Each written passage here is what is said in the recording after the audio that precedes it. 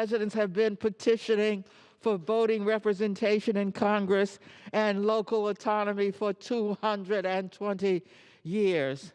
Congress has a choice.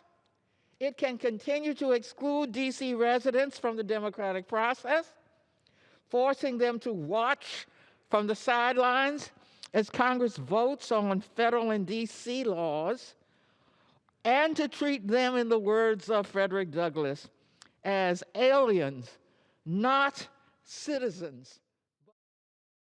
Tanya Washington, she is a professor of law at Georgia State University and joins me live from Atlanta. Professor, talk of D.C. statehood has been around for as long as I can remember, but I don't believe it's gotten as far as it's gotten now. So why is this such a hot button issue now? Well, I think the focus, as your segment highlighted, the focus on racial justice, social justice, our criminal legal system, and the consequences of not being able to have adequate representation in Congress, which is considering a lot of these issues, has brought this fight to the forefront. I am a DC native. I know that the license tags read representation, taxation without representation. And so this is a long fight that's coming to the fore in the midst of a racial reckoning in this nation. It does have political consequences for the balance of power between the Democrats and the Republicans.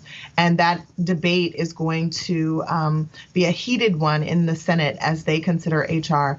51. However, I don't want the important issue of the franchise and representation to be lost in that political debate. Yeah, if this bill were to pass, D.C. would become the 51st state. But what would that mean practically for the people of D.C. and also for the United States? Well, it means that they would get 2 senators to represent their interests in the Senate. It also means that I believe they would get 1 member of the House that would represent their interests in the House. And we're talking about 700,000 people. That is a significant population that is entitled to representation, as other citizens are. It seems ironic that in the Capitol, the seat of government would be a place where citizens are denied the right to representation.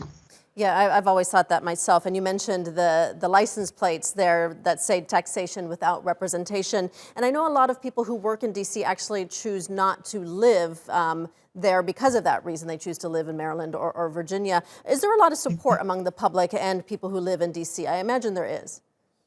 Absolutely. This has been a 200-plus year fight.